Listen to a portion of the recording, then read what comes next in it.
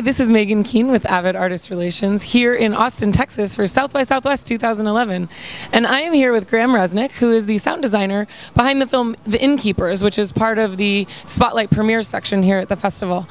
So Graham, tell me a little bit about how you got involved in the project.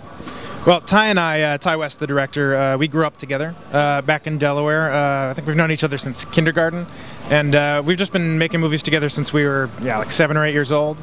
You know, from blowing up G.I. Joes in the backyard with M80s and little video cameras, and then in high school we would, cut movies together in DV cameras and do like 2 VCRs, dubbing the picture together and playing a CD through a mixer to get the sound design in there, like really primitive stuff.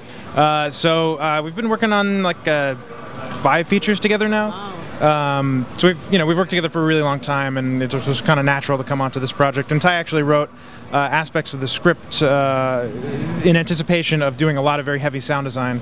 The film's about a girl who is in a hotel, and they believe that there are ghosts, and they're trying to get EVP recordings, which is electronic voice phenomenon. Okay. Yeah, and it's like you walk around with a microphone and you hear little voices in the static or little bits of interference and things like that, and you're like, oh, they're ghosts. Yeah. So there's long sequences in the film where she's just walking around the hotel with headphones and a microphone. And when I read the script, I was like, that's going to be a lot of fun because we're going to get to do a lot of cool sound design with that. So.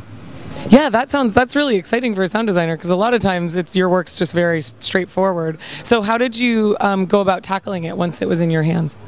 Well, I was there on set a little bit, and we talked a lot about the kind of things we were going to do, and I just the way I tend to work is while Ty's cutting the film, I put together a library of audio that I know I'm going to want to use. I like to build motifs, and I like to build a library of stuff that I can draw upon while we're putting the film together, so that I don't have to think too hard about it or stop and make new things. I like to get it all out of the way ahead of time and have it all there and cut and ready, so that when we're editing the picture, when Ty's done editing the picture, I can just start dropping things in and layering them and getting the effect that I want without having to stop and recalibrate, because I feel like that messes up the creative process. And anytime you have to stop and think about what you're doing, it takes you out of the creative zone, and that's where you can be most fruitful. And so how long have you been working in Pro Tools, and why is it that platform that you keep going back to?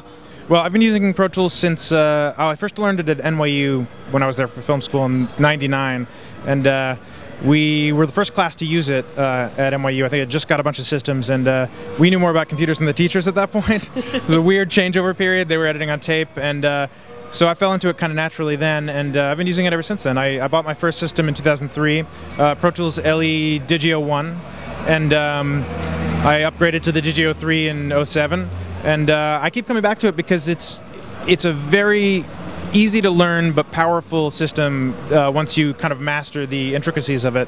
And I think the best thing about it for me, going back to the idea of not having to stop and recalibrate, is that the interface is so intuitive and it's so simple at the outset that as soon as you get a handle on it, you just don't have to think about it. You can just get stuff in there and start cutting and be so quick, and all the keystrokes and all of the ways that you interface with the program are so simple.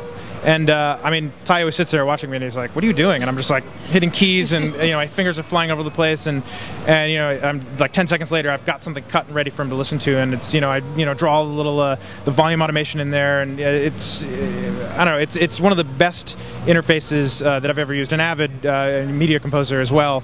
All the Avid software I've found to be incredibly easy to interface with, and that's why I keep coming back. Yeah. And so how then was the process of passing off to the mixer? You guys, tell us a little bit about where you guys mixed. We mixed at a facility called Dig It Audio, and the mixer and owner there is Tom Effinger, and they use Pro Tools systems as well.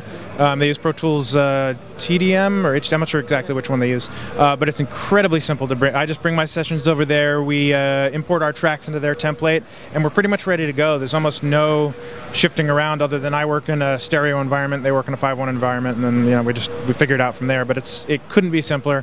Just because of that, the workflow is so streamlined, just from Avid to Pro Tools on my end to Pro Tools at the mixing studio. We never have to stop and think and troubleshoot. It's a straight shot right from the beginning. Awesome. Well, thank you so much for taking the time. Congratulations. Thank you very much. And stay tuned for more from South by Southwest 2011.